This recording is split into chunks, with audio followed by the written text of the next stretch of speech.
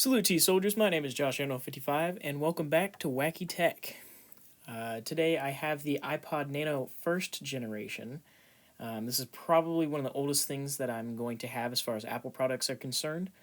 But this time I remembered to lower my camera brightness so you don't just have like the beams of heaven when you're trying to read something on screen. And also my tripod is not wiggling. That tripod has been fired and will never step foot on one of my sets ever again. But anyway, let's get on to the review. The iPod Nano first generation was released in 2005. So this thing was released before the first iPhone was ever, a thing. This thing is kind of just like all the other iPods except just really small. It has the scroll wheel based off of capacitive touch, and then you got your 4 basic buttons with the one in the center. This thing has a 80 megahertz dual-core processor to run all your, photos and music. You don't really need a whole lot to do that. It has the headphone jack down here on the bottom, and then it has the giant charger right here. Now it is plugged in. You might be wondering, Josh, did you forget to charge it again? Actually, no. This thing's poor little battery has, exited the building as soon as I unplug it. It has a very tiny 1-inch by 1.5-inch screen. And actually, look how flawless the back of this is.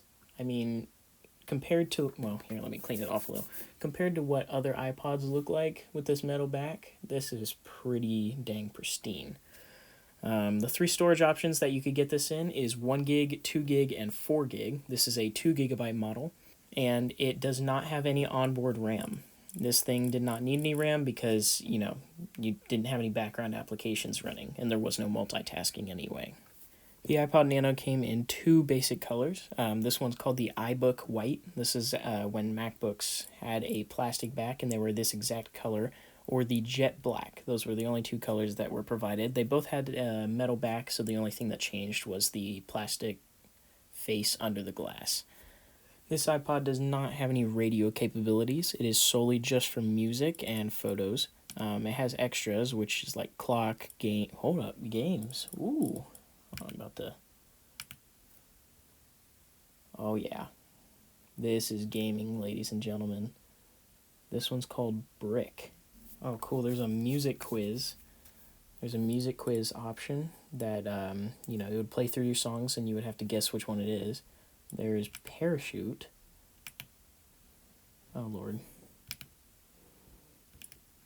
And finally, good old classic Solitaire, because, you can't do anything without Solitaire these days. Or those days. In the extras folder, you have your games that we just explored. You have contacts. You couldn't make calls from this. It was solely just kind of like carrying around a notepad, essentially. You have calendar, notes. How do you type?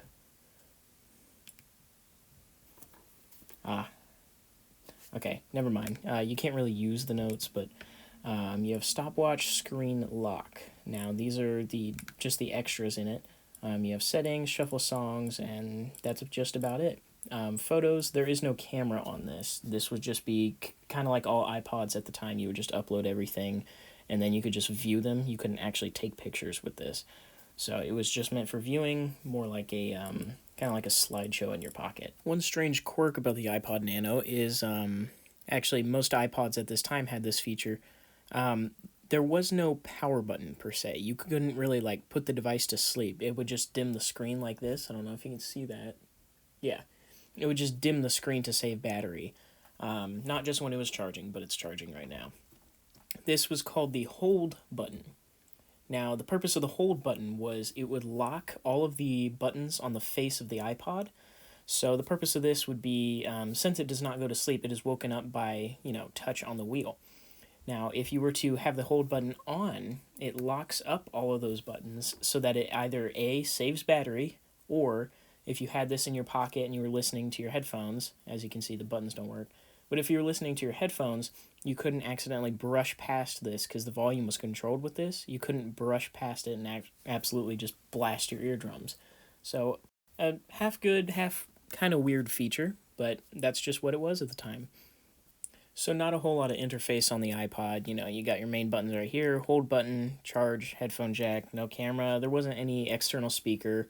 iPods were just, at this time, meant solely for plugging in headphones and listening to them. That just about does it for this iPod Nano Wacky Tech video. If you liked it, I would greatly appreciate a like down at the bottom. And if you want to type in the comments, let me know. If this was 2005, would you buy this? Would this be the type of tech that you were looking for? Do you think this would satisfy your music needs? Let me know down in the comments. But like always, don't forget to take it easy, keep it breezy, and don't forget to laugh a little. At ease, soldiers.